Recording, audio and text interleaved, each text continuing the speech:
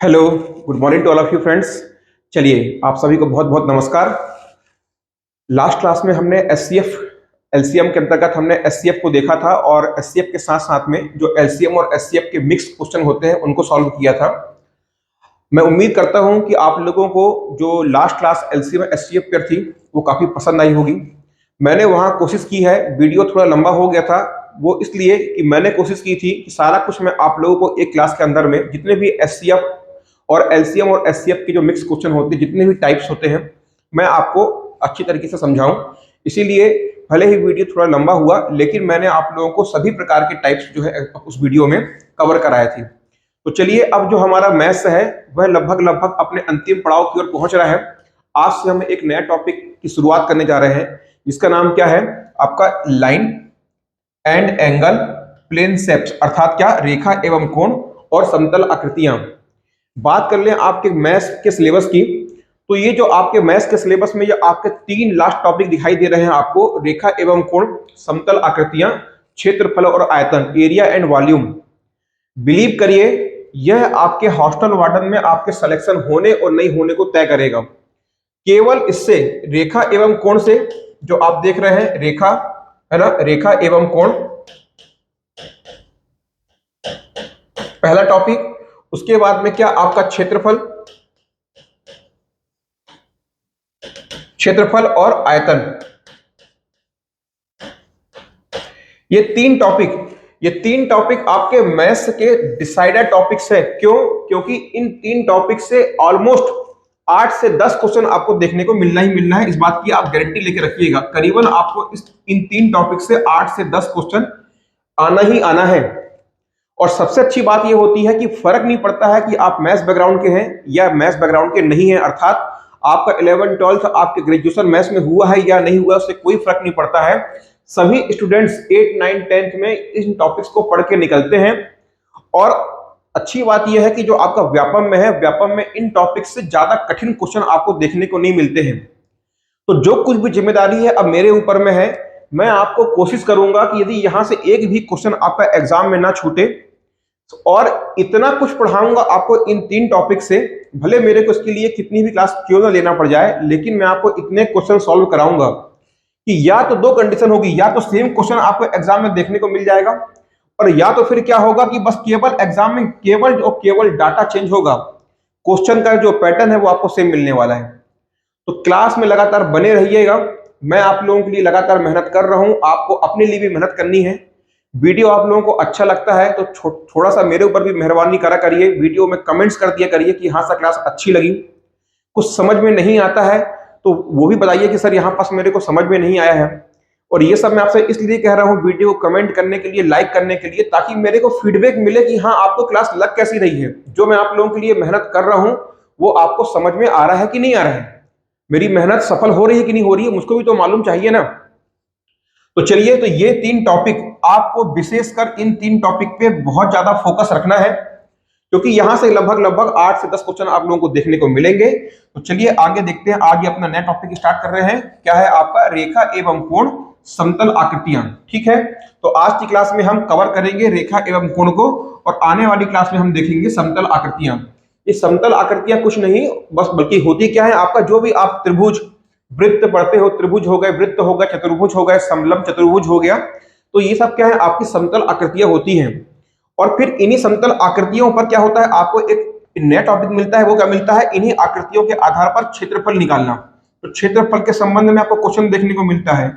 और फिर एक नया टॉपिक आता है, वो क्या होता है? त्रिविमीय, अर्थात क्या, 3D, अर्थात क्या, आपका आयतन संबंधी क्वेश्चन, जिनको हम बोलते हैं घन घनाभ वाले क्वेश्चन। ठीक है, तो चलिए आज से हम अपना जो है, और ये सारा कुछ जो होता है, जो आपका रेखा एवं कोण होता है, क्षेत्रफल होता है, आयतन होता है, ये सब किसके अंतर्गत आता है आप बताइए?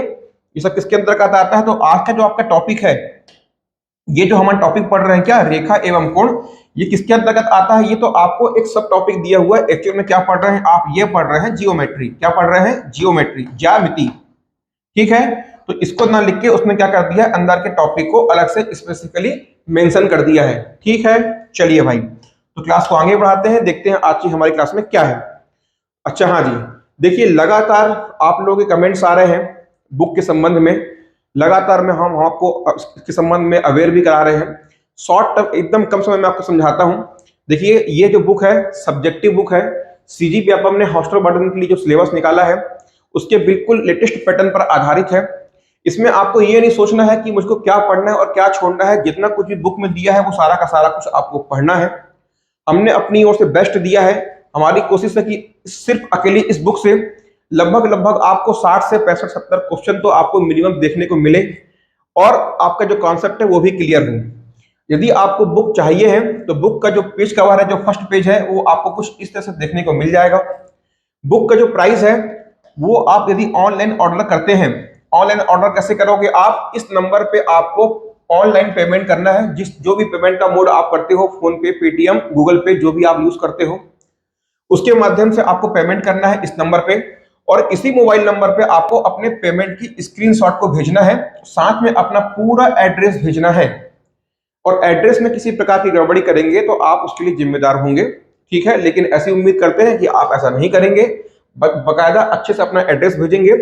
और इस नंबर पे आपको क्या करना है, अपने एड्रेस के साथ में और अपने जो आपने पेमेंट किया है उसका स्क्रीनशॉट आपको इस नंबर पे व्हाट्सएप करना है। विद इन 4 to 5 डेज जो बुक है वो आपके एड्रेस पे पहुंच जाएगी। चलिए, तो ये सब तो क्या रहा आपका बुक के बारे में रहा। और बहुत जल्द आप लोगों की डिमांड पर क्या हो रहा है, ऑब्जेक्टिव बुक भी आ रही है, ठीक है। तो उसकी भी आपको समय के अनुसार आपको सभी जानकारियां मिल जाएंगी। तो चलिए आज की क्लास को स्टार्ट करते हैं। तो हमारा जो टॉपिक क्या है, आज का हमारा टॉपिक है रेखा एवं कोण। रेखा एवं कोण, line and angle. Line and angle किसके अंतर्गत में आता है, ये टॉपिक है, ये किसका टॉपिक है, ज्यामिति, जियोमेट्री के अंतर्गत में हम इसको पढ़ते हैं। और ज्यामिति का मतलब क्या होता है, ज्यामिति का अर्थ होता है कि आप किसी भी प्रकार की मतलब किसी चीज को निर्माण करना या किसी चीज की कल्पना करना, निर्माण या कल्पना करना ज्यामिति शब्द का ही अर्थ होता है। ज्यामिति शब्द का अर्थ क्या होता है, किसी वस्तु का, किसी चीज का निर्माण करना या उसकी कल्पना करना। इससे अधिक आपको जानना कोई जरूरी नहीं है। तो समझिए, चलिए आगे बढ़ते हैं। तो सबसे पहले जो हमारी शुरुआत होती है ज्यामिति की, हम बात कर ले रेखा एवं कोण की, तो सबसे पहले शुरुआत होती है बिंदु। बिंदु को हम क्या बोलते हैं, पॉइंट। तो देखिए पॉइंट को कुछ इस तरीके से डिनोट किया जाता है, ठीक है। पॉइंट को इस तरीके से डिनोट किया जाता है। इसको हम क्या बोलते हैं, जो आपका पॉइंट होता है ये शून्य आयामी होता है। अर्थात ना तो इसकी लंबाई होती है, ना तो इसकी चौड़ाई होती है, और ना ही क्या होती है इसकी ऊंचाई होती है। तो बिंदु क्या होती है, शून्य आयामी होती है। अर्थात क्या होता है, पॉइंट्स का क्या होता है, there are no dimension of point. इसमें किसी भी प्रकार के डायमेंशन, ये क्या आपका पॉइंट क्या होता है, डायमेंशन लेस होता है, किसी प्रकार का इसमें आयाम नहीं होता है। अब इसके बाद में हम आगे बढ़ते हैं, हमारे पास में सेकंड कॉन्सेप्ट आता है रेखा, अर्थात क्या, लाइन। लाइन क्या होती है, ये बिंदुओं का समूह होता है, अनंत लंबाई होती है इनकी, एक आयामी होते हैं, अर्थात इनमें चौड़ाई और ऊंचाई नहीं होती है, चौड़ाई और ऊंचाई नहीं होती है। तो समझिएगा, यहां पास देखिएगा, ये इस प्रकार से जब क्या करोगे आप बहुत सारे पॉइंट्स को एक साथ जोड़ोगे तो आपको क्या देखने को मिल जाएगी, एक रेखा देखने को मिल जाएगी। और रेखा क्या होती है, रेखा बिंदुओं के समूह होती है और इसकी अनंत लंबाई होती है। अर्थात यह अपने दोनों दिशाओं में अनंत अनंत लंबाई की ओर आगे बढ़ती है। तो रेखा को किस तरीके से डिनोट किया जाता है, रेखा को इस तरीके से, ये आपने तीर लगाया और इधर भी आपने तीर लगाया, रेखा दोनों दिशाओं में अनंत लंबाई की ओर आगे बढ़ती है, समझिएगा, ठीक है। इसके बाद में आप बात करते हैं कि क्या ये एक आयामी होती है, अर्थात रेखा में ना तो चौड़ाई होती है उसकी और ना ही क्या होती है, ऊंचाई होती है। क्यों नहीं होती है, क्योंकि देखिए बिंदु में क्या होता है, जो आपका पॉइंट्स है, रेखा किससे मिलकर बनी है, ये एक ही डायरेक्शन में आगे बढ़ेगी, अनंत की ओर आगे बढ़ेगी, डबल डायरेक्शन में नहीं बढ़ेगी। क्योंकि क्या रहेगा, सपोज देखिएगा, अब जो आपका जो पॉइंट है, जो आपकी रेखा है, वो किससे मिलकर बनी है, बिंदु से मिलकर बनी है। तो ये इस प्रकार से क्या है, बिंदु से मिलकर आपकी रेखा बनी है। तो बिंदु में क्या होता है, बिंदु में ना लंबाई होती है, ना चौड़ाई होती है, ना ऊंचाई होती है। लेकिन यहां पास में क्या हो रहा है, बहुत सारे बिंदुओं से मिलकर क्या बन रही है, रेखा बन रही है। अर्थात यहां पास क्या हो गया, रेखा की लंबाई तो हो गई पर रेखा में अभी भी चौड़ाई और रेखा में अभी भी ऊंचाई नहीं है। तो रेखा क्या होती है, आपकी एक आयामी होती है। ये सब मैं आपको इसलिए बता रहा हूं कि व्यापम क्या करता है, कई बार हम तैयारी को बहुत डीपली स्तर पे करते हैं और वो उठा के बिल्कुल बेसिक परिभाषा से आपसे क्वेश्चन पूछ देगा कि निम्नलिखित में से क्या गलत है। बोल देगा बिंदुओं का समूह है, अनंत लंबाई होती है, एक आयामी होती है, और साथ में बोल देगा लंबाई चौड़ाई एवं ऊंचाई होती है। तो आपको क्या बोलना है कि लंबाई एवं चौड़ाई, सॉरी चौड़ाई एवं ऊंचाई नहीं होती है। ठीक है, इसको नोट करिए आप लोग। चलिए अब बात कर लेते हैं कि रेखा के प्रकार। तो रेखा कितने प्रकार की होती है बेसिकली समझिएगा। तो बेसिकली रेखा तीन प्रकार की होती है। कैसे? एक होती है समानांतर रेखाएं, इनको हम बोलते हैं पैरेलल लाइन। पैरेलल लाइन का मतलब क्या होता है कि वह दो रेखाएं एक दूसरे को कभी भी क्या करती है, प्रतिच्छेद नहीं करेंगी। ये दोनों रेखाएं एक दूसरे को कभी भी नहीं काटेंगी, उनको हम क्या बोलेंगे, पैरेलल लाइन। इसके बाद में क्या होता है, इसके बाद में आता है आपका प्रतिच्छेदी रेखा। प्रतिच्छेदी रेखा क्या होता है कि ये दो रेखाएं जब एक दूसरे को क्या करें, दो रेखाएं जब एक दूसरे को किसी बिंदु पर क्या करें, प्रतिच्छेद करें, तो क्या कहलाती है, वह प्रतिच्छेदी रेखाएं कहलाती हैं। और फिर तीसरा होता है लंबवत रेखा, जो इसका हिंदी है वो यहां खसक के आ गया है। ठीक है, तो लंबवत रेखा का मतलब क्या होता है, परपेंडिकुलर रेखा। लंबवत का मतलब क्या होता है, परपेंडिकुलर रेखा।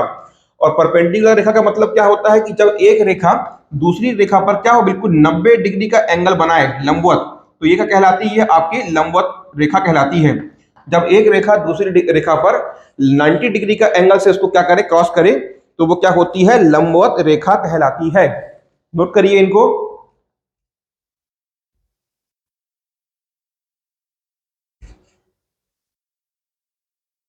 चलिए, तो ये क्या हो गया, हमने अभी क्या पढ़ लिया, बिंदु देख लिया, बिंदु के बाद में हमने रेखा देख लिया और रेखा के प्रकार देख लिए। कितनी प्रकार की होती है, तीन प्रकार की होती है, पैरेलल लाइन, दूसरी होती है इंटरसेक्टिंग लाइन, और तीसरी क्या होती है, आपकी परपेंडिकुलर लाइन। चलिए अब क्या आता है आपके सामने, समतल। ये आपके सिलेबस में लिखा हुआ है समतल आकृतियां। तो समतल का मतलब क्या होता है, समतल को हम इंग्लिश में कहेंगे प्लेन। और यह भी बिंदुओं का समूह है, परंतु यह क्या होता है, यह दो आयामी होता है। यह क्या होता है, दो आयामी होता है। लंबाई एवं चौड़ाई तो होती ही है, पर इसमें इसमें लंबाई एवं चौड़ाई तो होती है, पर इसमें ऊंचाई नहीं होती। याद रखिए, क्या जो आपकी समतल आकृतियां हैं, इनमें ये क्या होते हैं, दो आयामी होते हैं। इनमें लंबाई और चौड़ाई तो होती है, परंतु इनमें ऊंचाई नहीं होती है। इसके उदाहरण क्या है, आपके त्रिभुज, वर्ग, आयत, जितने भी आप पढ़ते हो ये सब क्या है, आपके क्या है, इसके आपके समतल आकृतियों के उदाहरण हैं।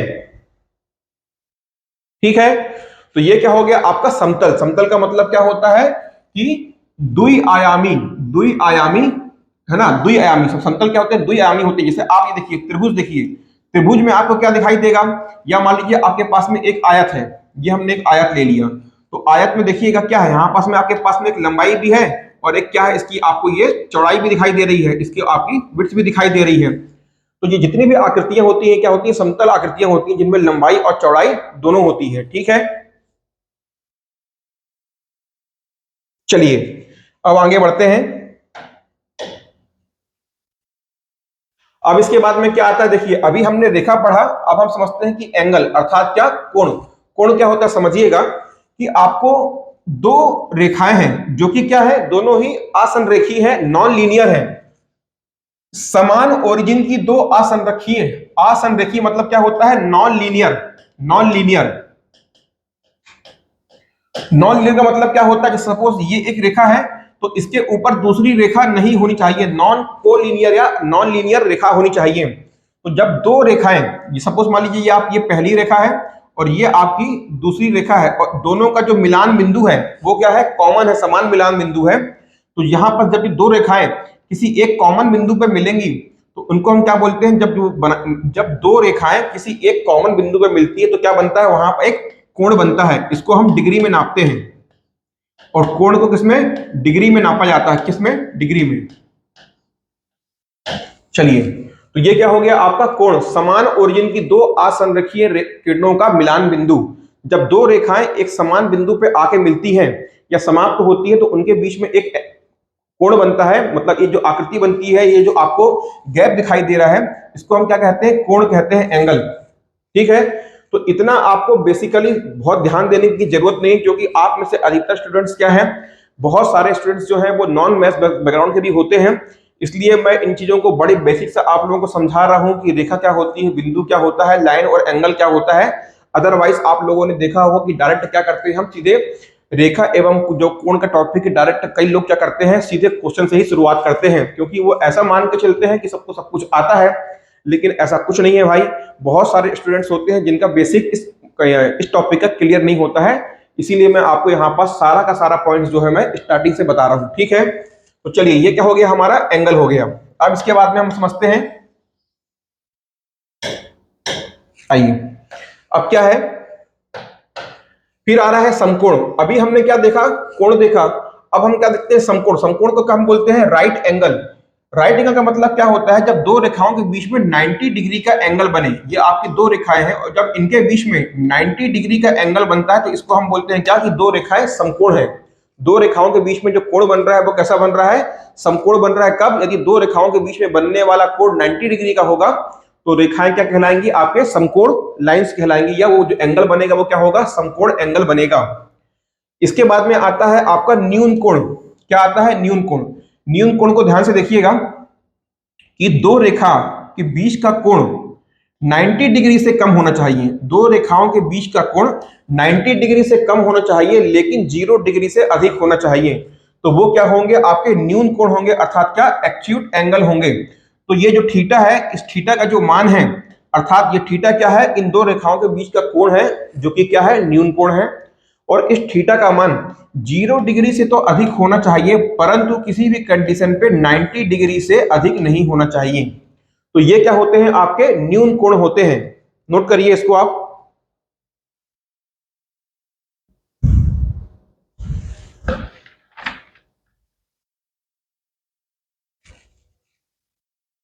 अब इसके बाद में आता है आपका अधिक कोण। अधिक कोण क्या होता है, अधिक कोण को हम बोलते हैं ऑब्ट्यूज एंगल। ये क्या होता है कि दो कोण, दो रेखाओं के बीच में जो एंगल बनता है वह 90 डिग्री से तो अधिक होगा पर 180 से कम होगा। दो रेखाओं के बीच में बनने वाला कोण जब 90 डिग्री से अधिक हो लेकिन 90 डिग्री से अधिक हो लेकिन 180 डिग्री से क्या हो, आपका कम हो, तो वो क्या कहलाता है, आपका अधिक कोण कहलाता है, ऑब्ट्यूज एंगल कहलाता है। तो कुछ इस तरीके से आपको देखने को मिल रहा है, यहां जो थीटा है, यहां जो आपका कोण बन रहा है, यह किसी भी कंडीशन पे 90 डिग्री से अधिक होगा, लेकिन हर कंडीशन पे ये आपका 180 डिग्री से कम होगा। तो ये क्या हो गया, आपके न्यून कोण और अधिक कोण। इसको नोट करिए।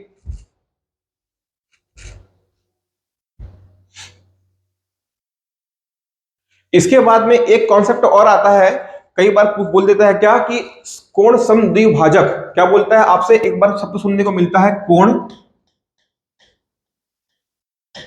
समद्विभाजक।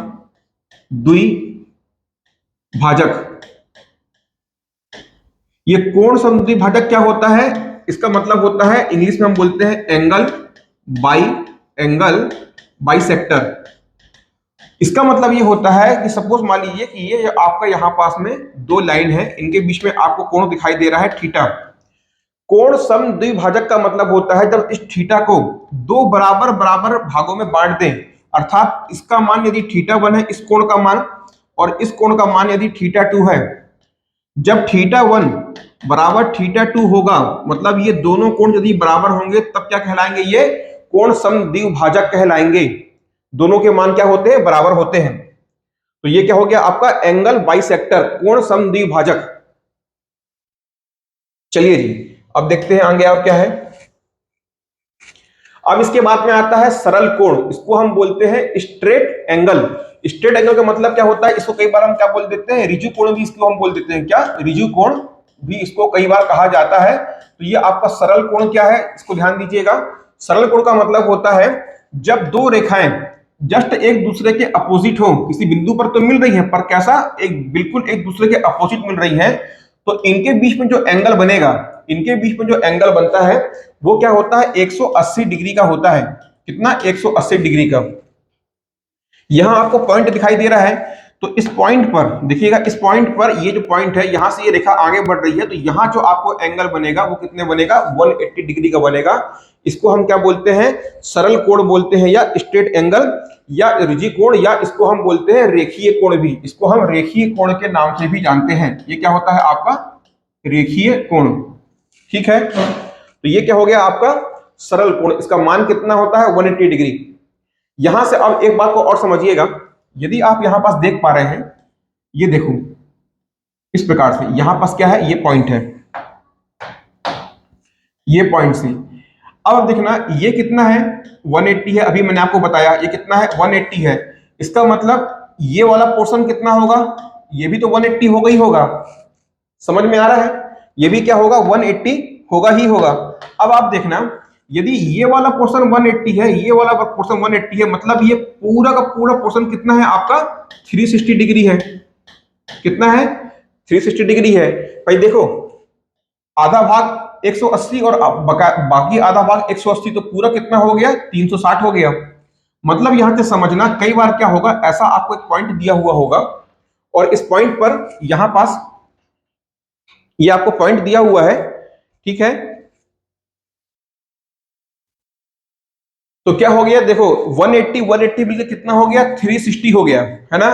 तो कभी भी आपको यदि ऐसा कुछ दिखाई देता है, यहां पास देखिएगा, ये आपको यहां पास कितना है, अब देखिएगा। अब क्या कर रहे हैं हम, यहां पास कई बार क्या बोल देगा आपको, ये दो रेखा है तो इनके बीच में कितना है, 180 है। फिर वो उसको यदि ऐसे काट दिया, है ना, ये इस तरीके से काट दिया, एक रेखा यहां से और बना दिया, एक रेखा एक और बना दिया, इसका आपको मान दे दिया मान लो 40 डिग्री, इसका मान लो आपको दे दिया 70 डिग्री, इसका मान लो आपको यहाँ आपको मान दे दिया कितना, x डिग्री, है ना। और यहाँ आपको क्या दे दिया, आपको इधर आपको दे दिया 2x डिग्री, ये लिख दिया 2x डिग्री, और इसका मान उसने लिख दिया कितना, इसको मान लिख दिया आपने 40 डिग्री, 35 डिग्री। तो करना क्या है, यदि आपसे ऐसे क्वेश्चन में बोल दिया कि आपको x का मान बताइए कि x का मान कितना होगा, तो यहां आपको समझ में आ रहा होगा। और सपोज मान लो यहां आपको कितना दे दिया है, यहां आपको दे दिया 20 डिग्री, और आपसे बोलता है कि आप x का मान निकालिए। यहां मैंने कुछ भी डेटा अपने से पुट कर दिया है ना। हो सकता है कि इसका आंसर ऊपर नीचे हो, लेकिन यहां जो समझाने का मेरा मतलब है उसको पकड़िएगा। जब कभी भी आपको ऐसा क्वेश्चन देखने को मिलता है, तो आपको दिमाग ये लगाना है कि आपको सारे एंगल को जोड़ देना है, जितना भी आपको दिया है उनको जोड़ देना है, और बराबर किसके कर देना है, आपको उसको बराबर कर देना है 360 डिग्री के। क्लियर हो रहा है आपको। तो यहां से यही कॉन्सेप्ट आपको समझना है। आपको केवल दो कॉन्सेप्ट को बिल्कुल दिमाग में लगा के चलना है। कभी भी आपको एग्जाम में कोई भी क्वेश्चन आता है, अभी मैं आपको आगे कराऊंगा, तो कोशिश करना है कि आपको ना उसको 180 के आसपास पहुंचाना है। बस अभी इतना सुनो, मैं आगे समझाऊंगा कि मैं आपको ये बताना क्या चाहता हूं, लेकिन ये बस आपको भूमिका दे रहा हूं। कोई भी क्वेश्चन में यदि मान लो सपोज आपके पास में एक ऐसी लाइन दी हुई है, आपको ये वाला एंगल दिया हुआ है, सपोज ये आपको दिया हुआ है 40 डिग्री, तो ये आपसे पूछता है बताओ ये वाला एंगल एक्स कितना होगा। तो यहां से आपको तुरंत दिमाग लगाना है कि भाई ये पूरा का पूरा कितना होता है, 180 होता है। ये हमको 40 दिया हुआ है, तो ये कितना होगा, तो ये हो जाएगा आपका 180 माइनस 40 हो जाएगा। तो दो चीजों को ध्यान में रखना, यदि आपको इस टाइप से मिलता है तो आपको उसको 180 बनाने की कोशिश करना है। यदि आपको एक से अधिक लाइन दे दिया है, ये एंगल दे दिया है, तो आपको सबको जोड़ना है और बराबर किसके कर देना है, 360 के बराबर कर देना है। चलिए, तो ये हो गया क्या आपका सरल रेखा के माध्यम से मैंने आपको यहां पर दो तीन पॉइंट और समझा दिए, इसको नोट करिए।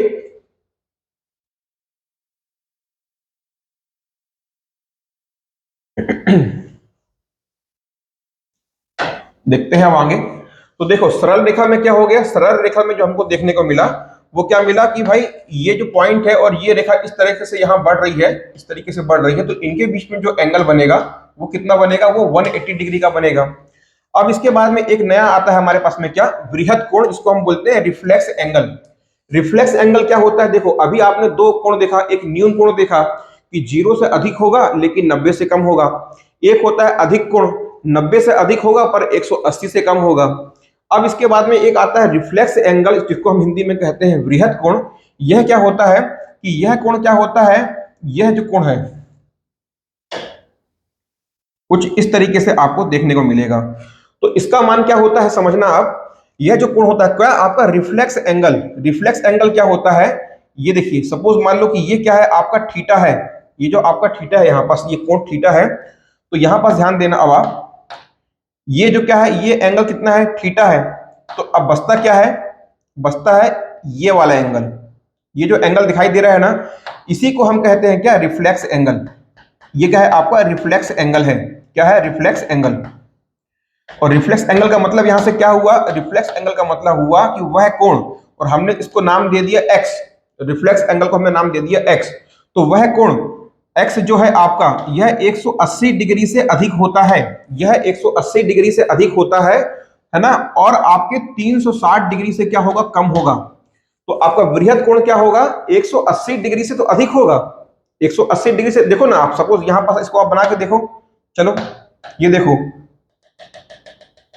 देखो हम पूरा इस कोण को ले रहे हैं, यदि हम इसको, इस लाइन को यहां खींच दें तो ये कितना हो रहा है, 180 हो रहा है, और आपका रिफ्लेक्स एंगल तो यहां से भी आ रहा है ना, ये इसमें इतना और जुड़ रहा है, तो इतना हम एंगल को यहां से यहां तक एंगल को हम ले रहे हैं, तो ये कितना हो गया, देखो 180 से अधिक हो गया, लेकिन 360 से क्या है आपका, कम है।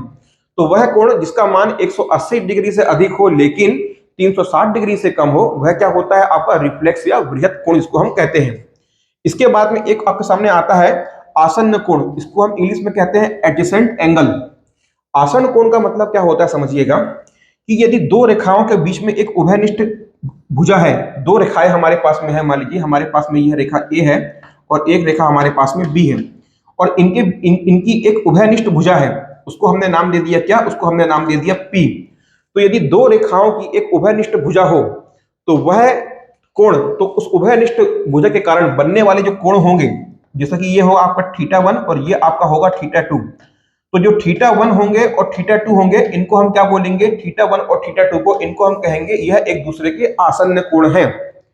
आसन्न कोण का मतलब समझ में आया, कि दो भुजाओं जिनमें से दो दो रेखा जिनकी एक कॉमन क्या हो, भुजा हो, तो इन दोनों रेखा ए और बी की कॉमन भुजा क्या है, पी है, और इस पी से और इस कॉमन भुजा पी के कारण जो इनके बीच में एंगल बन रहा है, ये आपका थीटा टू बना और ये आपका थीटा वन बना। तो यहां जो थीटा वन है और जो थीटा टू है, ये दोनों क्या कहलाएंगे, यह एक दूसरे के आसन्न कोण या एडजेसेंट एंगल कहलाएंगे। इसके बाद में अगला क्या आता है, इसके बाद में आता है आपका संपूरक और दूसरा आता है आपका पूरक। संपूरक कोण और आपका आता है पूरक कोण। तो पूरक कोण देखिए, पहले पूरक कोण क्या होता है, जब जब दो कोणों का योग, जब दिए हुए आकृति में दो कोणों का योग, दो कोण का योग 90 डिग्री हो, 90 डिग्री हो, तब वह दोनों कोण जो होंगे 90 डिग्री हो, तब वह दोनों एक दूसरे के पूरक कहलाएंगे। क्या, एक दूसरे के पूरक कहलाएंगे। कब, जब दो कोण का योग 90 डिग्री हो, तब क्या कहलाएंगे, वह एक दूसरे के पूरक कहलाएंगे। सपोज मान लीजिए यहां पास में हमारे पास में क्या है, ये इस प्रकार से देखिएगा, यहां से देखिएगा, ये आपका थीटा वन है, और दूसरा ये जो कोण आपको दिखाई दे रहा है, ये सपोज ले लीजिए ये आपका, ये कोण आपका थीटा टू है। यदि थीटा वन और थीटा टू दोनों का योग यदि 90 डिग्री आ रहा है, अर्थात क्या, यह दोनों कोण एक दूसरे के पूरक कोण कहलाएंगे। ठीक है। अब इसके बाद में क्या होता है, आपके पास में आता है संपूरक। देखिए पूरक कोण को हम क्या कहते हैं, इसको हम बोलते हैं कंप्लीमेंट्री एंगल, और फिर एक आता है आपका क्या आता है, संपूरक कोण, इसको हम क्या बोलते हैं, सप्लीमेंट्री एंगल। Supplementary angle. तो पूरक कोण आपने देख लिया, पूरक कोण क्या होता है, कि जब दो कोणों का योग 90 डिग्री हो तो संपूरक कोण होता है, सॉरी पूरक कोण होता है। और संपूरक में क्या होगा, कि जब दो कोणों का योग 180 डिग्री के बराबर हो, कितना, 180 डिग्री के बराबर होगा, तो क्या कहलाएगा, वो आपका संपूरक कोण कहलाएंगे। क्या कहलाएंगे, आपके संपूरक कोण कहलाएंगे। कैसे होगा, देखिए सपोज मान लीजिए यह आपके पास में एक लाइन है और एक लाइन आपका ये है, इस प्रकार से, यदि ये आपका थीटा वन है और ये आपका क्या है, थीटा टू है, देखिएगा, तो theta one plus theta two, यदि दोनों कोणों का योग 180 डिग्री आ रहा है, मतलब थीटा वन और थीटा टू क्या है, एक दूसरे के संपूरक हैं। क्या है, एक दूसरे के संपूरक हैं, इसको हम क्या बोलते हैं, सप्लीमेंट्री एंगल बोलते हैं। चलिए इनको नोट करिए।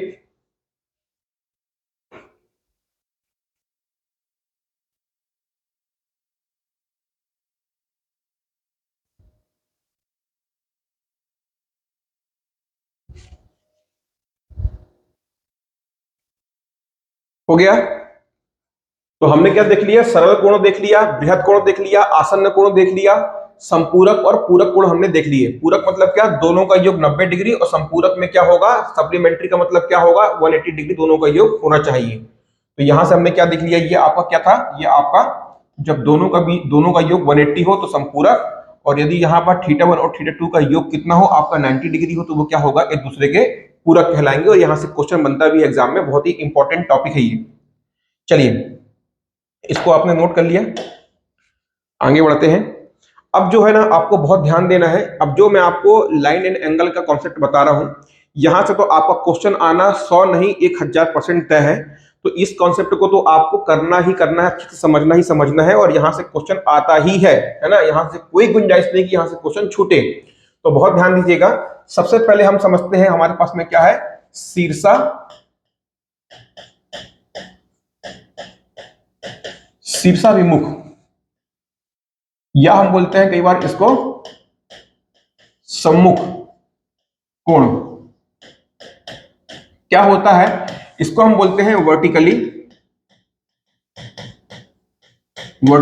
अपोजिट। क्या बोलते हैं बच्चे, वर्टिकली अपोजिट एंगल। देखिएगा, ये शीर्षाभिमुख या सम्मुख या वर्टिकली अपोजिट एंगल क्या होते हैं। यदि आपके पास में यहां पास देखिएगा दो रेखाएं इस प्रकार से हैं, एक पहली रेखा आपकी इस प्रकार से है और दूसरी रेखा आपकी इस प्रकार से यहां पास बन रही है। तो इन जब दो रेखाएं एक दूसरे को इस तरह से क्या करती है, प्रतिच्छेद करेंगी, इंटरसेक्ट करेंगी, तो यहां पास आपको एंगल दिखाई देगा। देखिए, ये आपको दिखाई दे रहा है, सपोज हमने इसको नाम दे दिया θ1, और इस कोण को हमने नाम दे दिया क्या, आपका θ2।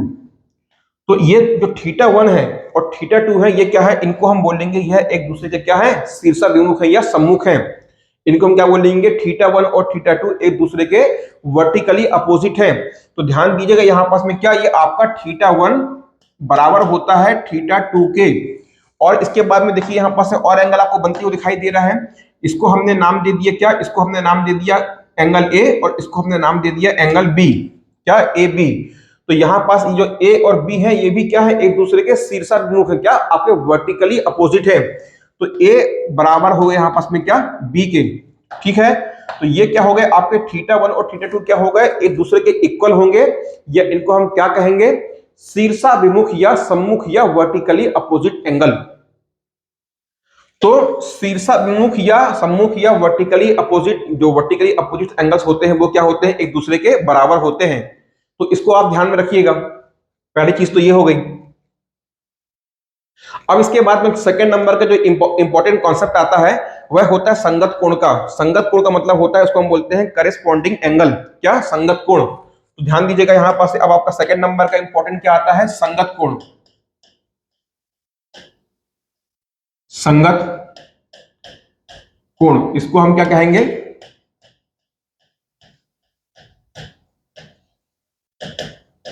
Corresponding angle. देखिएगा, सपोज आपके पास में दो रेखाएं हैं, ये हमने क्या कर ली, दो रेखाएं ली, और दोनों क्या है, एक दूसरे के पैरेलल हैं।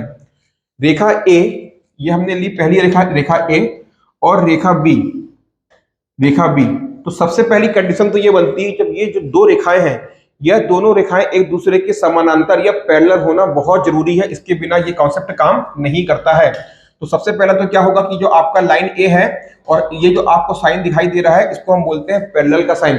कभी भी आपको एग्जाम में ये साइन मिलेगा, इसको हम कहते हैं क्या, इसको हम कहते हैं पैरेलल साइन।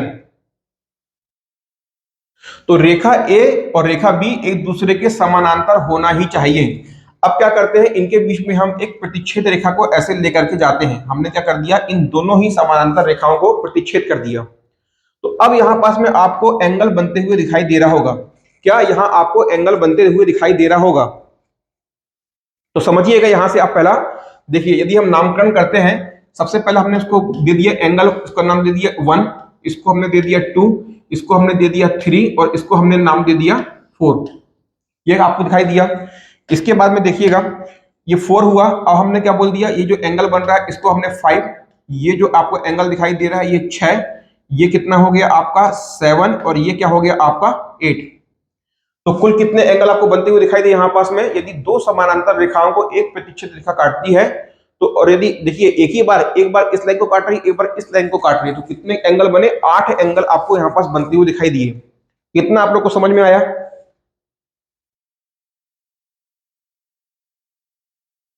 तो देखिए हम क्या पढ़ रहे हैं? संगत कोण। संगत कोण का मतलब आप समझिएगा, यहां पास देखिए, आप बहुत ध्यान दीजिएगा। देखो ये आपको लाइन दिखाई दे रही है ए, और इस लाइन के ऊपर साइड में आपको कौन सा एंगल दिखाई दे रहा है? एंगल 2। देखिए लाइन ए और ये लाइन बी है, इसको हमने एक रेखा से प्रतिच्छेद किया। यहां तक समझ में आया?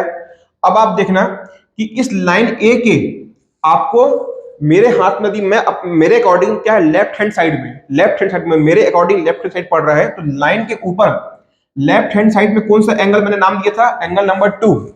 अब देखो लाइन बी है, लाइन बी के ऊपर, लाइन ए के ऊपर लेफ्ट हैंड साइड में क्या है? 2 है। लाइन बी के ऊपर लेफ्ट हैंड साइड में आपको कौन सा एंगल दिखाई दे रहा है? एंगल 6। तो यहां आप लिखोगे कोण, कोण के साइन को ऐसे रिप्रेजेंट किया था। देखिए जब आप किसी किसी भी एंगल को आपको लिखना है, सपोज आपको लिखना है एंगल ए, तो कैसे लिखोगे आप उसको? एंगल ए इस तरीके से रिप्रेजेंट करते हो। तो यहां पर देखना, जो आपका कोण 2 है, एंगल 2 आपको दिखाई दे रहा है, और ये जो एंगल 6 है, ये क्या है? दोनों संगत कोण है। ये क्या है? ये दोनों संगत कोण है। अभी मैं आपको बताता हूं, बहुत ध्यान कर दीजिएगा, कुछ जरूरी चीजें आपको नोट करते चलना है साथ में। देखिएगा तो ये क्या हो गया? लाइन ए के ऊपर इधर वाला लेफ्ट हैंड साइड वाला, लाइन बी के ऊपर सेम, तो ये क्या हो गए? आपके संगत कोण हो गए। ठीक इसी तरह से ए के ऊपर राइट हैंड साइड में आपको क्या दिखाई दे रहा है? 1 दिखाई दे रहा है, और यहां क्या दिखाई दे रहा है? आपको 5 दिखाई दे रहा है। तो क्या हो गया? एंगल 1 और एंगल 5, ये आपको दूसरा पेयर बन के दिखाई दे गया। दो कोणों का युग्म बन रहा है, पेयर बन रहा है। अब देखिएगा हमने क्या कर लिया? ऊपर ऊपर तो कवर कर लिया, अब लाइन ए के नीचे आई है, तो यहां पर आपको क्या दिखाई दे रहा है? एंगल, हमने इसको 3 नाम दिया था, कोण 3 नाम दिया था। तो ए के नीचे लेफ्ट हैंड साइड में 3 नंबर है, तो बी के नीचे लेफ्ट हैंड साइड पे कौन सा नंबर है? 7 नंबर है। तो कितना हो गया? अर्थात यहां से पेयर बन गया कोण, एंगल 3 और एंगल 7 आपको बन गया। ये आपको दिखाई दिया, ये तीसरा पेयर बन गया।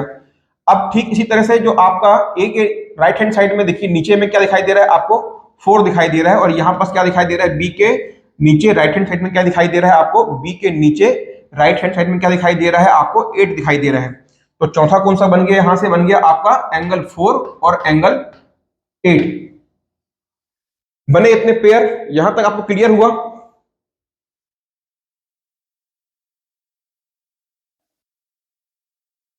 कि क्या को देखिए आपका क्या क्या हो गया? यहां से 3 और 7 हो गया, 3 और 7 दिखा आपको, 2 और 6 दिखा, 1 और 5 दिखा, और 4 और 8 दिखाई दिया। कॉन्सेप्ट क्या था? संगत कोण में समझिएगा, ये दो पैरेलल लाइन ली, एक उनको प्रतिच्छेद रेखा हमने दे दी। अब ए के ऊपर और बी के ऊपर क्या लेफ्ट हैंड साइड में कौन है? 2 है, 6 है, एक दूसरे के क्या संगत है। ए के ऊपर राइट हैंड साइड में 1 है, और बी के ऊपर 5 है, 1 और 5 क्या है? संगत है। ठीक उसी तरह से नीचे आपका क्या? 2 और 6 और 4 और 8, ये आपको दिखाई दिया। सॉरी, 3 और 7 और 4 और 8, तो ये सभी के सभी क्या कहलाएंगे? संगत कोण कहलाएंगे। कोण 3 कोण 7 के संगत है, कोण 5 कोण 1 के संगत संगत है, कोण 2 कोण 6 के संगत है, और ठीक उसी तरह से कोण 4 कोण 8 के संगत है। और यह सभी क्या होते हैं? ये सभी के सभी क्या होते हैं? एक दूसरे के बराबर होते हैं। जो कोण 3 है वो कोण 7 के बराबर होगा, कोण 1 कोण 5 के बराबर होगा, ये भी क्या बराबर होगा, और ये क्या इसके बराबर होता है। यदि मान लीजिए यहां पास में जो आपको ये एंगल दिखाई दे रहा है, यदि इसका मान 40 डिग्री है, कोण 2 का मान यदि 40 डिग्री है, तो यहां पास में आपका जो कोण 6 है, इसका मान भी कितना होगा? 40 डिग्री होगा। सीधे डायरेक्टली आपको उसको लेना है क्या? 40 डिग्री। तो ये सब क्या हो गए? आपके संगत कोण हो गए। इनको नोट करिए और आगे समझते हैं। एक कॉन्सेप्ट और है, वो क्या होता है? आपका एकांतर कोण, उनको हम बोलते हैं अल्टरनेट एंगल।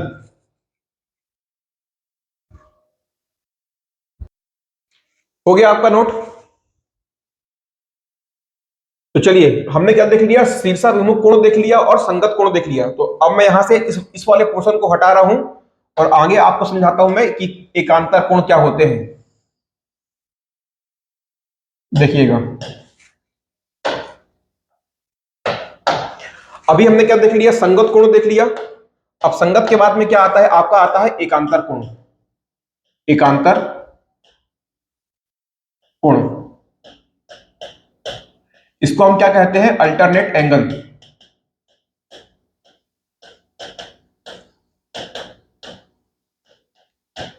समझिएगा, ये क्या हो गया आपका एकांतर कोण। एकांतर कोण क्या होते हैं, देखिए अभी मैं आपको सेम डायग्राम से समझाता हूं। ये हमने दो रेखाएं ली थी, रेखा नंबर ए और इसके बाद में सेकंड नंबर की रेखा ली, रेखा नंबर बी। और दोनों ही रेखाएं क्या होनी चाहिए, एक दूसरे के समानांतर या पैरेलल होनी चाहिए। एक बात, फिर क्या कर दिया हमने, इसको यहां से प्रतिच्छेद कर दिया एक रेखा के माध्यम से। यहां तक कहानी क्लियर है। अब क्या किया था हमने, फिर इसके बाद में इसको हमने नंबरिंग दे दी थी। कैसे नंबरिंग दी थी बताइए, नंबर 1, नंबर 2, कोण नंबर 3 और कोण नंबर 4।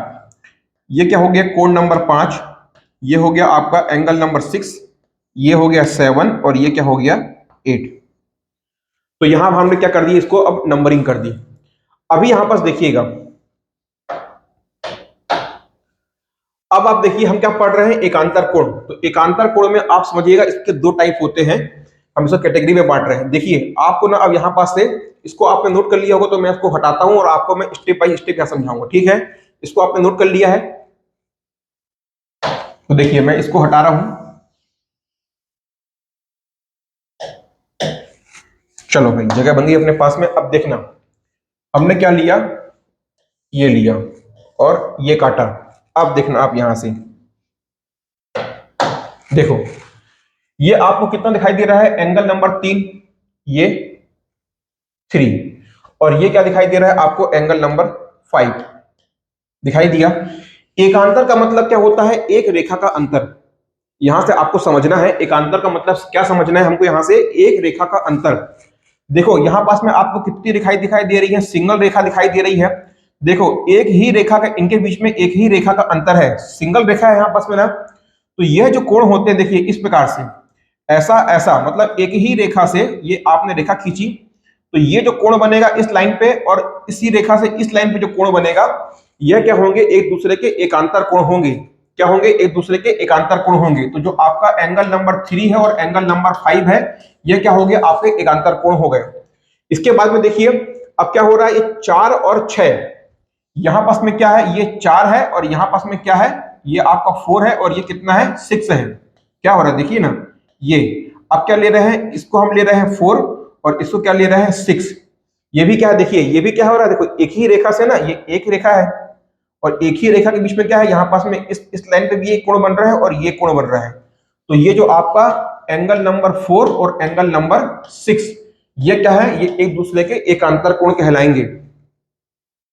तो अब आप यहां पर से कंफ्यूज मत होना, बताओ मेरे को संगत कोण क्या होगा, क्या 3 और 6 संगत है, क्या 3 और 4 संगत है। तो यहां पास एक संगत का कुछ नहीं है, संगत का कॉन्सेप्ट क्या था, रेखा के ऊपर लेफ्ट साइड या राइट साइड, और इस रेखा के ऊपर भी लेफ्ट साइड या राइट साइड, रेखा के नीचे लेफ्ट राइट, रेखा के नीचे लेफ्ट राइट। तो वो क्या है, हमको वैसे निकालना है, संगत कोण निकालना है, और वह क्या होते हैं, एक दूसरे के बराबर होते हैं। तो हमने यहां से देखो दो चीजें देख ली, आपका कोण नंबर 3 और कोण नंबर 5, ये क्या है, एक दूसरे के एकांतर है। कोण नंबर 4 और यहां से कोण नंबर 5, ये सॉरी कोण नंबर 6 क्या है, एक दूसरे के एकांतर है। इतना क्लियर हुआ। अब देखो यह जो आप देख रहे हो, छोड़ो इसको नहीं हटाते अभी। देखो यह जो आप देख रहे हो, तो ये जो आपके है ना, क्या, कोण 3 और 5 और 4 और 6, ये क्या होते हैं, एक दूसरे के बराबर होते हैं। क्या है, एंगल 3 बराबर होगा एंगल 5 के, एंगल 4 बराबर होगा एंगल 6 के। और इनको हम क्या कहते हैं, इनको हम कहते हैं अंतः एकांतर कोण। इनको हम कहेंगे अंतः एकांतर कोण।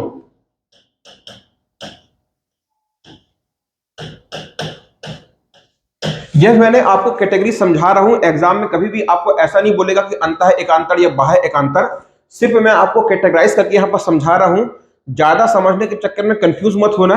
एग्जाम में आपको बस इतना ही दिमाग में रखना है कि भाई 4 और 6 एकांतर हैं, 3 और 5 एकांतर हैं, ठीक है। तो ये क्या हो गए आपके अंतः एकांतर कोण हो गए। अब देखिएगा, आओ इसके बाद में यहां देखो, अब ये दो लाइन है ए बी और ये, अभी हमने क्या किया था, इसके अंदर अंदर अंदर अंदर वालों का संबंध स्थापित किया था। अब समझना, देखो यहां पास आपको क्या दिखाई दे रहा है, 1, ये 1, और ये लाइन नीचे गई और इस लाइन के अपोजिट में, ये क्या होते हैं, एकांतर, अल्टरनेट, एक दूसरे के अपोजिट हो रहे हैं। देखिए, एक यदि रेखा के इस तरफ बन रहा है तो दूसरा रेखा के इस तरफ बन रहा है। अंदर वाले में क्या हुआ, तो देखिएगा, अंदर वाले में देखिएगा, एक यदि रेखा के इस तरफ बन रहा है तो दूसरा इसके अपोजिट बन रहा है। तो ये क्या होंगे, एक दूसरे के अपोजिट होंगे रेखा के। सपोज देखो, ये पहले वाले में क्या हो रहा है, यहां पर ध्यान देना, देखो ये वाला इस तरफ बन रहा है, ये रेखा जा रही है ऐसे, ये वाला इधर बना, तो ये और ये कैसा बन रहा है, ये रेखा ए के, ये क्या है आपकी रेखा ए है, तो रेखा ए के ऊपर बन रहा है, अर्थात रेखा ए के बाहर बन रहा है, और ये क्या है आपकी रेखा बी है। तो यदि ये इस तरफ बन रहा है तो ये इस तरफ वाले में बाहर बनेगा। ये देखो, ये एक दूसरे के अपोजिट बन रहे हैं, एक उस तरफ है तो एक दूसरा इस तरफ है। ठीक इसी तरह से, तो ये क्या है आपका एंगल नंबर 1 है, ये क्या है आपका, इसको हमने क्या नाम दिया था, एंगल, ये 1 था, और ये क्या था यहां पास, देखो ये आपका 7 नंबर था। इसके बाद में देखो यहां पास में क्या आ रहा है, आपका 2 आ रहा है, ये आपका एंगल नंबर कितना है, 2 है। तो इसके अपोजिट में क्या, उसके अपोजिट में हमने यहां एक एंगल लिया, तो वो कितना है, एंगल नंबर 8 है। तो यहां देखिएगा, अब आपको यहां पास 2 वैल्यू और मिल गया। क्या क्या मिल गया आपको यहां से, 2 वैल्यू, एक हमको मिल गया एंगल, एंगल नंबर हमको मिल गया 1, और क्या मिला, एंगल नंबर 7। एक तो ये मिल गया, और दूसरा क्या मिल गया हमको, कोण 2 मिल गया, और कोण नंबर 8। ये क्या हो गया, बराबर। तो ये क्या होते हैं, सभी एक दूसरे के बराबर होते हैं, और ये एकांतर कोण कहलाएंगे। कोण 1 कोण 7 के एकांतर है, कोण नंबर 2 कोण नंबर 8 के एकांतर है, 3 5 के एकांतर है, और 4 6 के एकांतर है। और इसको हम क्या कहेंगे, इसको हम कह देते हैं बाह्य एकांतर कोण। यह अंतः एकांतर कोण था, या आंतरिक बोल देंगे, और ये कैसा होगा, ये आपका बाह्य एकांतर कोण हो जाएगा। क्या, 1 और 7 और 2 और 8। चलिए, तो ये क्या हो गया आपका, संगत कोण हो गए, एकांतर कोण हो गए। अब बचता हमारे पास में एक अंतिम कॉन्सेप्ट है, उसको समझ लेते हैं।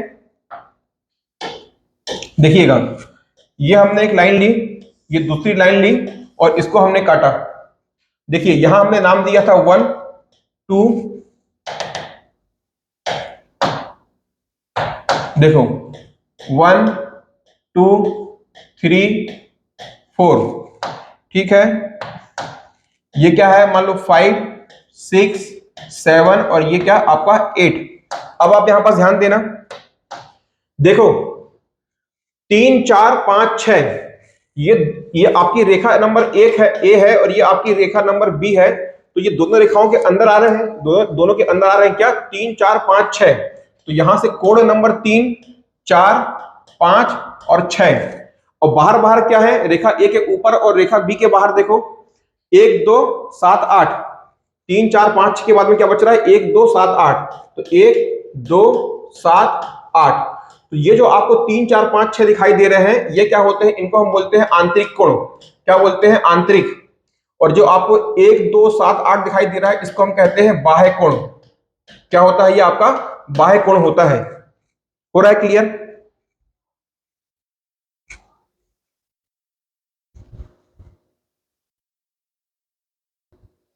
तो 3 4 5 6 क्या हो गया, आंतरिक कोण हो गया, और 1 2 7 8 क्या हो गया, बाह्य कोण हो गया।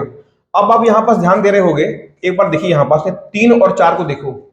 यदि मैं 3 और 4 को जोड़ दूं तो बताओ कौन सा, ये आपको क्या दिखाई दे रहा है, यदि मैं 3 और 4 को जोड़ दिया तो बताओ कितना एंगल बना।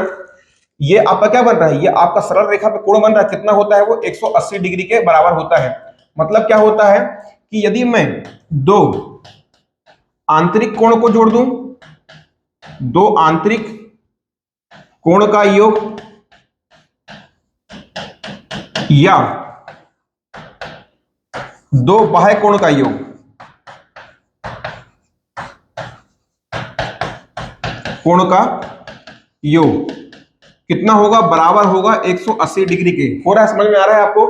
3 और 4 को जोड़ो कितना आएगा, 180 डिग्री आएगा। 1 और 2 को जोड़ के देखो, ये दोनों 1 और 2 क्या है, बाह्य कोण है। क्या होगा, दोनों को जोड़ो कितना आएगा, 180 डिग्री आएगा। या तो एक काम करो आप, 2 क्या है आपका बाह्य कोण है, और 3 क्या है आपका आंतरिक कोण है। इसको जोड़ के देखो आप कितना आ रहा है, इसको जोड़ के देखो तो ये भी 180 आ रहा है। मतलब क्या है कि एक आप आंतरिक लोगे, एक आपने आंतरिक लिया, और एक आपने यदि बाह्य कोण को लिया, और दोनों को जोड़ोगे तो कितना आएगा, 180 डिग्री आएगा। ठीक है, तो या तो दो आंतरिक कोणों का योग या दो बाह्य कोणों का योग या एक आंतरिक और एक बाह्य कोण का योग कितना होता है, आप बताओ मेरे को। 180 डिग्री दिख रहा है आपको? तो चलिए, ये क्या हो गया हमारा, आपका जितना भी आपका लाइन एंड एंगल के कॉन्सेप्ट थे, और विशेषकर ये क्या हमने क्या देखा, शीर्षाभिमुख, संगत, एकांतर, आंतरिक और बाह्य कोण हमने समझा। चलिए, तो इसके बाद में और क्या बचता है उसको देखते हैं आगे। अब देखिए, हमारे पास में कुछ छोटे छोटे से और कॉन्सेप्ट आते हैं, उनको समझिएगा। तो सबसे पहले हमारे पास में क्या आता है, कई बार आपको डायरेक्टली वो डायग्राम बना के देता है, तो उनको देखिएगा। इस तरीके से आपको क्या करेगा, लाइन दी हुई रहेगी और कुछ इस तरीके से वो आपको बना के देगा। सपोज ये एंगल, चेंज कर लेते हैं कलर को, देखना ये एंगल क्या है, ए, और ये क्या है, एंगल नंबर बी, और ये इसको हमने बोल दिया एंगल नंबर एक्स। तो बताओ मेरे को यहां से कोण एक्स का मान कितना होगा, तो आप बताओगे कि कितना होगा, angle A plus angle B. जो कोण एक्स का मान कितना होगा, angle A plus angle B. ये प्रॉपर्टी को आप नोट करिएगा। और यहां से एक बात को और ध्यान दीजिएगा, यदि हमको यहां से x मालूम पड़ जाए, देखो यदि हमको यहां से ये x मालूम पड़ जाए, ये क्या है आपका x है, यदि हमको यहां से ये मालूम पड़ गया और हमसे क्या पूछता है, ये बाहर बाहर वाला कोण पूछता है, ये कितना होगा, तो बताओ कितना डिग्री का होगा, बताइए, सोचिए, दिमाग लगाइए कि यदि हमको यहां से ये x मालूम पड़ गया, ये हमने यहां से a और b हमको दिया, तो हमने x निकाल लिया, और हमसे क्या पूछता है, अब हमसे ये वाला एंगल पूछता है, बताइए ये वाला एंगल कितना होगा।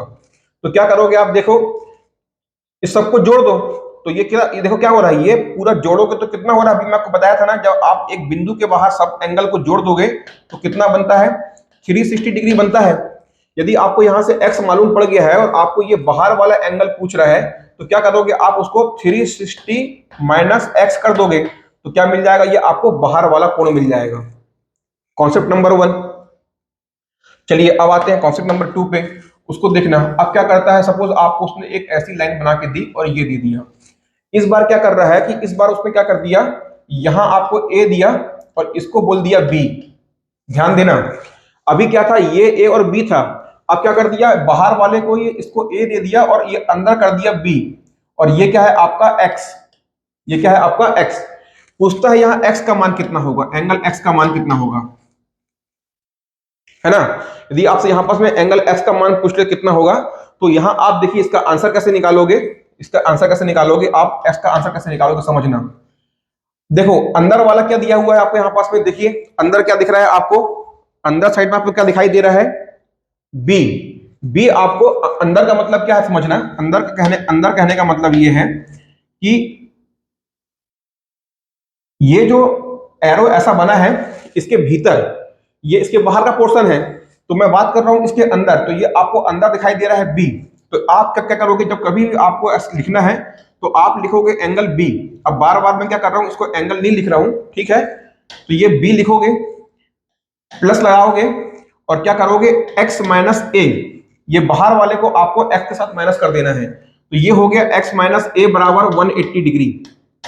ये आपको समझना है, ये एक प्रॉपर्टी है, इसको आपको समझना है, ठीक है। दूसरा, इसी में एक कंडीशन और बनती है, उसको समझिएगा क्या बनती है, यहां पास देखो। अब क्या कर रहे हैं, ध्यान देना, अभी हमने ए को बाहर रखा था, अब क्या कर दिया हमने, ए को अंदर कर दिया और बी को बाहर कर दिया। तो अब क्या केस बनेगा, अंदर वाला क्या हो जाएगा, यहां पास प्लस हो जाएगा, और बाहर वाला क्या होगा, एक्स के साथ माइनस हो जाएगा। बाहर वाला कौन सा है, इस बार बी है, तो एक्स माइनस बी बराबर 180 डिग्री।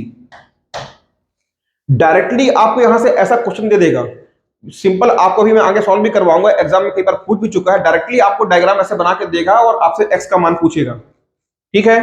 तो इसको नोट करिए। इसके बाद में 2-3 प्रॉपर्टी सी की और बचती हैं। चलिए, इसके बाद में एक और बस्ता देखिएगा, इसमें आपको सेम ऐसा फिगर देगा, है ना, और कुछ आपको ऐसा बना के दे देगा। ये आपको बोल देगा एंगल एक्स है, ये आपको बोल देगा ए है, और ये आपको बोल देगा कोण बी है। जब कभी भी आपको ऐसा डायग्राम दिया हुआ होगा, और तो क्या है वहां पास देखिए, वहां जो प्रॉपर्टी बनती है ए प्लस बी प्लस एक्स, क्या दिखाई दे रहा है आपको, ए प्लस बी प्लस एक्स। बराबर कितना होगा, ये बराबर होता है 360 डिग्री के। इसको भी आप ध्यान में रखिएगा। कभी भी आपको देखिए दोनों अंदर अंदर दे दिया है, ये भी अंदर दे दिया है और ये भी आपको अंदर दिया है और ये x, तो इन तीनों का योग कितना होता है, 360 डिग्री के बराबर होता है। और चौथा केस बनता है, इसको मैं लाइन से सेपरेट कर रहा हूं। चौथा आपका केस क्या बनता है वो देखिएगा। ये आपने लाइन ली और ये आपने एक लाइन ली, ठीक है। अब क्या किया, ऐसा ये बनाया और कुछ आपने ऐसा बना दिया। समझ में आ रहा है आपको? देखिए आप कैसे करोगे इसको, आप एंगल में आपको बांटना है तो ध्यान दीजिएगा। देखिए इसको आप इस बार देखिए इसके कितने एंगल बन रहे हैं। देखिए ये हो गया ए, ये हो गया बी और ये हो गया सी, बने 3 एंगल। देखिए इस फिगर में 3 एंगल बन रहे हैं और यहां पास में क्या बन रहा है, इधर एक बाहर बन रहा है, उसको हमने नाम दे दिया थीटा। देखो पहले अच्छे से देखो इसको, इसके अंदर कितने बने, ए बी सी, और बाहर वाले को हमने क्या नाम दे दिया, थीटा। अब याद रखना कि जो थीटा होता है, यहां जो थीटा होता है वो किसके बराबर होता है, ए प्लस बी प्लस सी के बराबर होता है। बहुत ही इंपॉर्टेंट प्रॉपर्टी, यहां से क्वेश्चन पूछता है। कुछ भी ऐसा मैं आपको नहीं बता रहा हूं जो काम करना हो, उसको नोट करिए आप लोगों को। तो ये सारी केसेस जो है इनको इनको नोट करिए। 2-3 बार प्रैक्टिस करोगे तो आपको मेमोरी में बैठ जाएगा, ठीक है। चलिए नोट हो गया।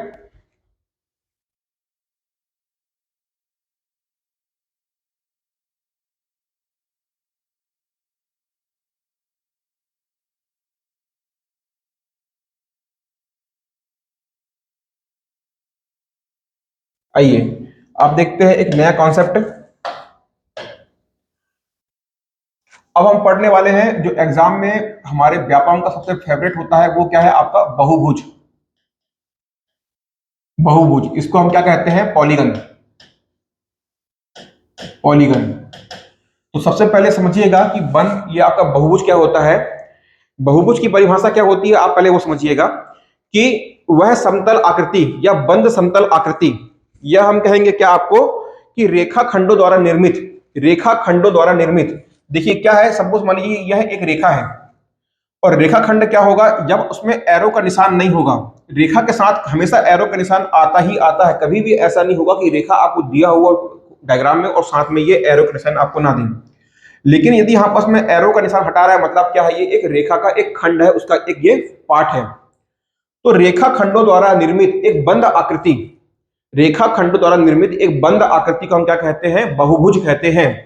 क्या कहते हैं, बहुभुज कहते हैं। और न्यूनतम इनकी आकृति, अब आप बताओ मेरे को, सपोज आपके पास में एक रेखाखंड ये है और एक रेखाखंड आपके पास में ये है, क्या यह आकृति बंद हो गई, क्लोज्ड हो गई, नहीं हुई। इसमें यदि मैं एक रेखाखंड को और जोड़ूंगा तब क्या कहलाएगा, यह आकृति पूरी तरीके से बंद या क्लोज्ड कहलाएगी। अर्थात क्या कि जो बहुभुज होगा, जो भी बहुभुज के पॉलीगन्स के एग्जाम्पल होंगे वो त्रिभुज से ही चालू होंगे। किससे चालू होंगे, त्रिभुज से ही चालू होंगे। आ रहा है आपको समझ में? तो मिनिमम किसी भी पॉलीगन्स में मिनिमम आपको 3 भुजा तो देखने को मिलेंगी ही मिलेंगी, है ना। हो रहा है क्लियर? तो चलिए, तो क्या देखा हमने कि वह रेखाखंड द्वारा निर्मित बंद आकृति को नोट करिएगा, रेखाखंड द्वारा निर्मित बंद आकृति को क्या कहते हैं, बहुभुज कहते हैं। इसके बाद में आइएगा, जो आपके बहुभुज होते हैं वो बेसिकली, जो बहुभुज होते हैं वो बेसिकली कितने प्रकार के होते हैं, 2 प्रकार के होते हैं, समझ लीजिएगा। एक होता है नियमित, एक होता है नियमित, इसको हम बोलते हैं रेगुलर, और एक होता है अनियमित या अनियमित, इसको हम बोलते हैं इरेगुलर। नियमित और अनियमित बहुभुज क्या होते हैं कि ऐसे बहुभुज जिनकी भुजा और कोण, भुजा और कोण कैसे होते हैं, बराबर होते हैं। कैसे होते हैं, बराबर होते हैं। और अनियमित में या इरेगुलर में क्या होगा कि जो इनके जो होंगे वो क्या होंगे, बराबर नहीं होंगे। क्या, भुजा और कोण क्या होंगे, बराबर नहीं होंगे। ऐसे बहुभुज जिनके भुजा एवं कोण क्या होते हैं, बराबर होते हैं। देखो ये सपोज मान लो कि आपके पास में समबाहु त्रिभुज है, इसकी सभी भुजाएं क्या है, बराबर हैं। तो यदि इसकी सभी भुजाएं बराबर होंगी तो इसके सारे कोण भी क्या होंगे, बराबर होंगे।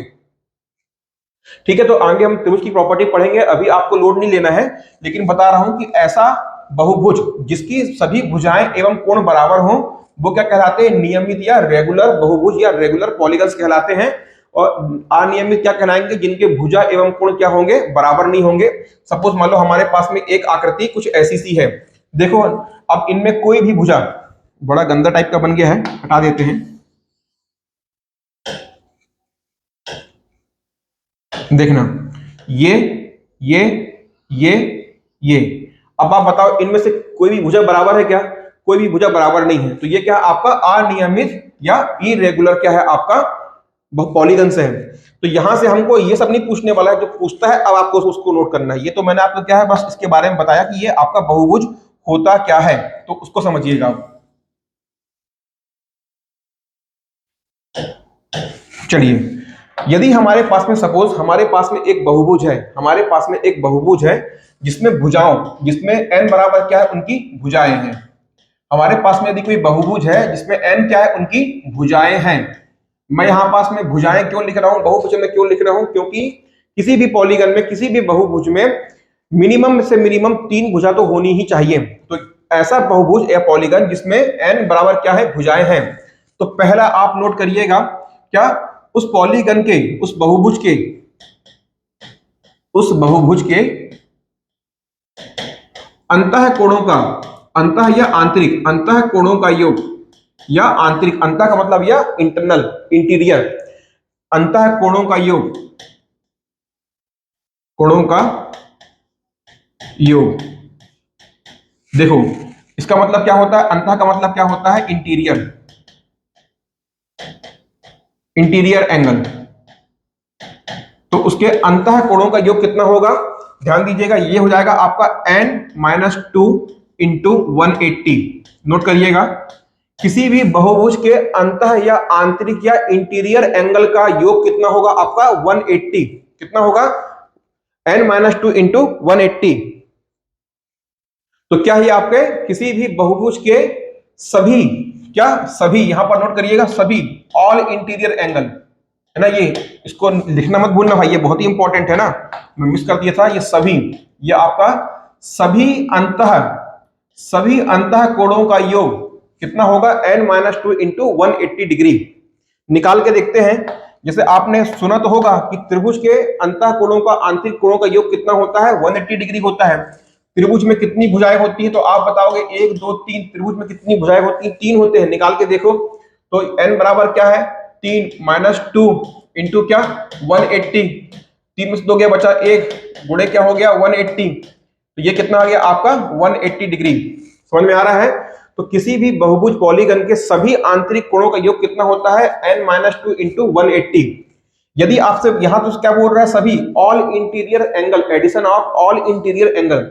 यदि आपसे पूछ दे कि केवल एक आंतरिक कोण का, या आपसे बोल दे प्रत्येक, या आपसे कह दे प्रत्येक आंतरिक कोण का मान क्या होगा, प्रत्येक आंतरिक कोण का मान, तो क्या बताओगे आप। देखो भाई ये पूरे का है, आपको किसका निकालना है, एक सिंगल का, प्रत्येक का निकालना है। तो कुछ नहीं करोगे आप, ये जो आप पूरे का निकाल रहे हो, पूरे का कितना होता है n-2 इंटू 180, और भाग दे दोगे क्या, जितनी भी आपके पास में भुजाएं हैं उसका आप n का भाग दोगे, तो क्या निकल जाएगा, प्रत्येक आंतरिक कोण का मान निकल जाएगा। हो रहा है क्लियर।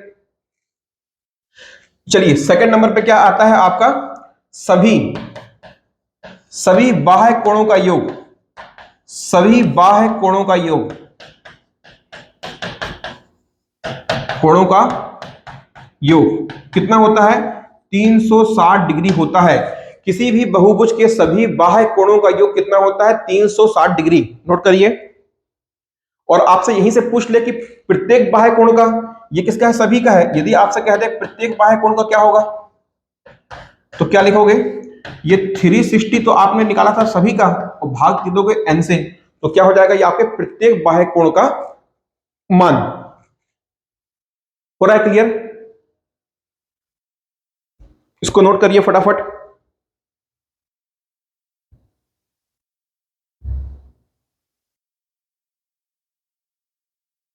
चलिए मैं इसको अब हटा रहा हूं।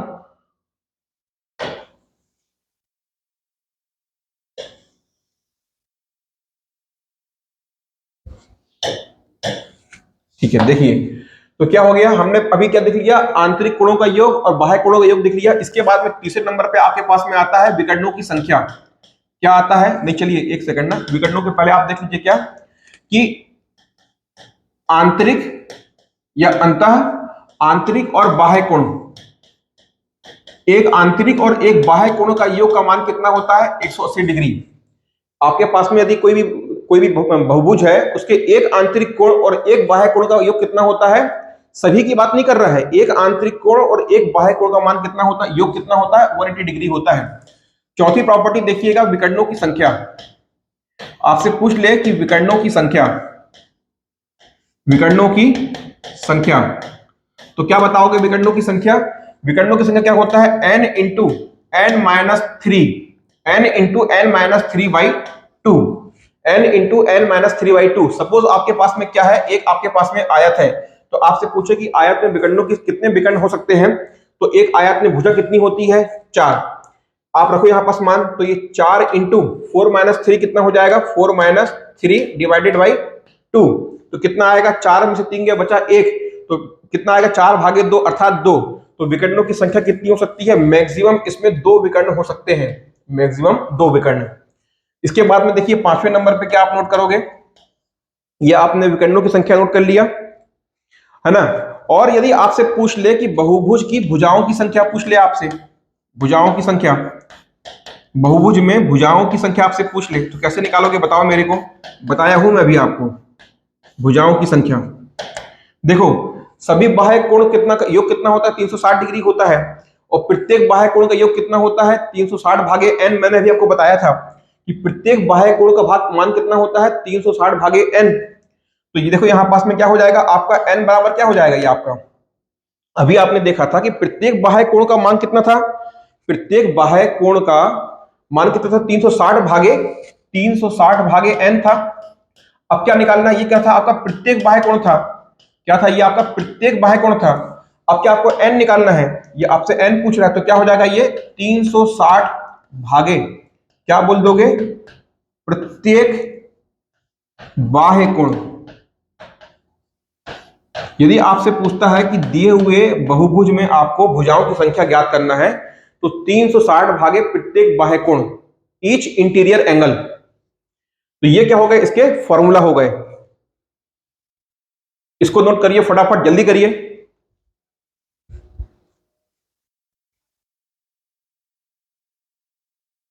ये हुआ। अब देखिए, अब दो चीज और बचती है आपके पॉलीगन में समझाने के लिए।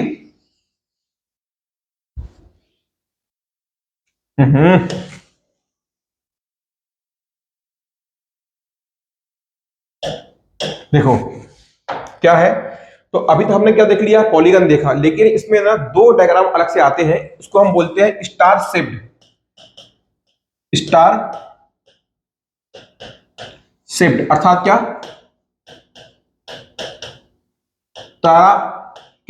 ताराकित आकृति। जो आपके स्टार नुमा या तारा नुमा क्या होते हैं, जो आपकी आकृति होती है, तो बेसिकली दो टाइप की होती है। देखिए या तो ये हो सकता है, आप ऐसा स्टार बनाते हो कई बार, तो ये स्टार में क्या करते हैं, हम पेन को उठा के बनाते हैं, और ये क्या बनाते हो, आप बिना पेन उठाए बनाते हो, ऐसा।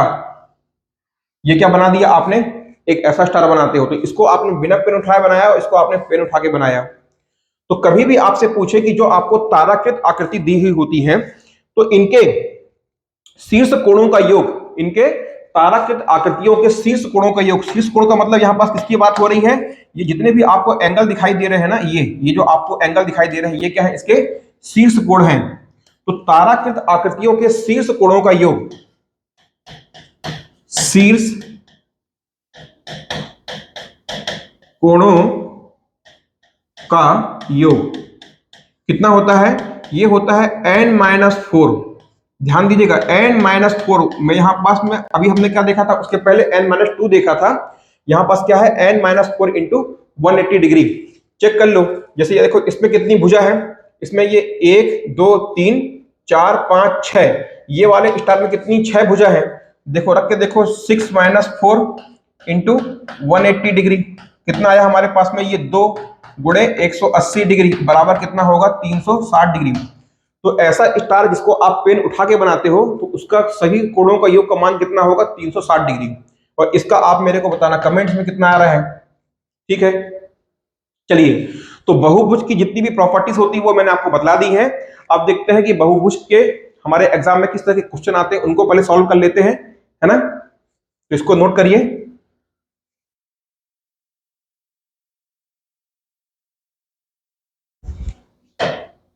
आओ देखिए क्या बोल रहा है, यदि किसी नियमित बहुभुज का अंतः कोण बाह्य कोण से 132 डिग्री अधिक है तो बहुभुज की भुजाओं की संख्या बताइए।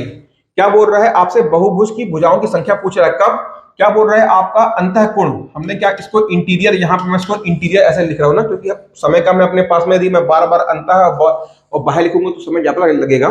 तो इंटीरियर कोण बराबर क्या बोल रहा है कि जो आपका एक्सटीरियर जो या आपका जो बाह्य कोण है, जो आपका इंटीरियर कोण है वो आपके एक्सटीरियर कोण से 132 डिग्री ज्यादा है। एक तो आपको ये दे दिया है। तो पूछ रहे आपसे बताइए कि n बराबर अर्थात क्या भुजाओं की संख्या कितनी होती है। तो अभी आपने एक प्रॉपर्टी देखी थी एक बहुभुज में, वो क्या होती है कि interior plus exterior, interior interior angle plus exterior angle का योग कितना होता है, 180 डिग्री होता है ना। और यहां से आपको क्या दिखाई दे रहा है, यहां पास देखो, यहां आपको क्या दिखाई दे रहा है, इंटीरियर, इसको आप क्या लिख सकते हो, ये वाले ये जो आपका है, इसको आप क्या लिख सकते हो, इसको आप लिख सकते हो इंटीरियर अर्थात आंतरिक, और ये एक्सटीरियर इधर आके माइनस हो जाएगा, तो ये क्या हो जाएगा, एक्सटीरियर बराबर कितना, 132, ये आपको दिया हुआ है। अब हमारे पास में क्या आ गई, दो इक्वेशन आ गई। ये क्या है आपका अंतः अंतः आंतरिक और प्लस बाह्य का कितना 180, और अंतः माइनस बाह्य का कितना 132। इन दोनों को क्या कर दो, आप जोड़ दो, दोनों को जोड़ दो, तो क्या मिल जाएगा आपको यहां से, ये आपका कट जाएगा, तो टू इंटीरियर आपको यहां से मिल जाएगा। टू इंटीरियर बराबर कितना हो गया, देखो दोनों को जोड़ोगे तो कितना आएगा, 180 और 300 130 कितना होगा आपका, ये हो गया 280, 280 और 30 हो गया 310 और 312। तो एक इंटीरियर एंगल आपको कितना मिल गया, एक इंटीरियर आपको मिल जाएगा कितना, यदि 312 भागे 2 कर दोगे तो कितना आएगा, 2 एक कम, ये आ गया आपका 1, 2 पंचे 10 और 2 छिक्का 12। तो एक इंटीरियर एंगल का मान कितना आ गया, यहां से आपका 156 डिग्री आ गया, है ना। अब आपको क्या दिया हुआ है, देखिए यहां से आपका इंटीरियर, आपको यहां से जोड़ दो आप, इंटीरियर कितना है आपको 156 डिग्री, तो एक्सटीरियर कितना होगा, इससे आप एक्सटीरियर निकाल लोगे।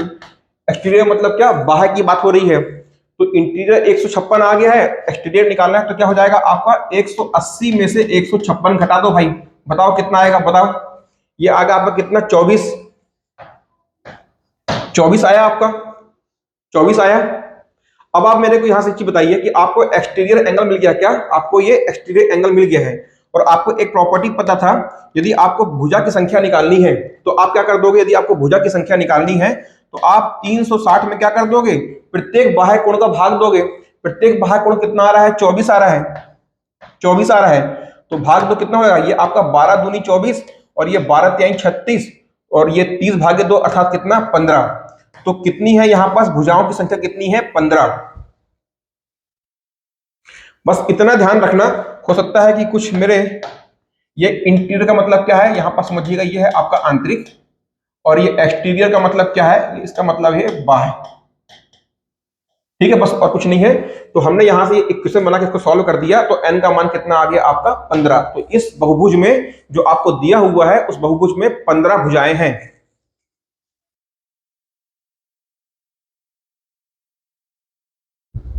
हो रहा है क्लियर। चलिए जी, नेक्स्ट क्वेश्चन देखते हैं। क्या बोल रहा है कि एक सम बहुभुज की प्रत्येक आंतरिक कोण 144 डिग्री है, तो उस सम बहुभुज की कितनी भुजाएं होंगी। क्या बोल रहा है, देखो आपसे प्रत्येक, आपको इस पर आंतरिक कोण का मान दिया हुआ है, और आपसे क्या पूछ रहा है कि उस सम बहुभुज की कितनी भुजाएं होंगी, आपसे यहां पास में n पूछ रहा है, और आपको प्रत्येक आंतरिक कोण का मान कितना दिया हुआ है, आपको प्रत्येक आंतरिक कोण का मान दिया हुआ है 144 डिग्री, 144 डिग्री। अब आपको इस क्वेश्चन को सॉल्व करना है। यदि आपको बहुभुज का मैंने सारे के सारे आपको मैंने फॉर्मूले वहां लिखवाए हुए हैं, उनको आपको एक बार फिर से समझना है। और ये आपका, जैसा कि हमेशा हर क्लास के लास्ट क्लास का जो क्वेश्चन होता है वो होमवर्क क्वेश्चन होता है, तो इस क्वेश्चन को आपको बताना है कि आपका आंसर कितना आ रहा है, ठीक है। चलिए, तो आज की क्लास को यहीं तक रुकते हैं। अगली क्लास में इसी टॉपिक से रेखा एवं कोण से करीबन करीबन हम कोशिश करेंगे कि मैक्सिमम से मैक्सिमम 15 से 20 क्वेश्चन को सॉल्व करें। जितने भी टाइप के क्वेश्चन लाइन एंड एंगल रेखा एवं कोण से बनते हैं, सारे के सारे टाइप के क्वेश्चन को हम कवर करेंगे। उसके बाद ही हम नेक्स्ट टॉपिक पे मूव करेंगे। तो चलिए, आप लोगों को वीडियो अच्छा लगा हो तो वीडियो को लाइक जरूर करिएगा।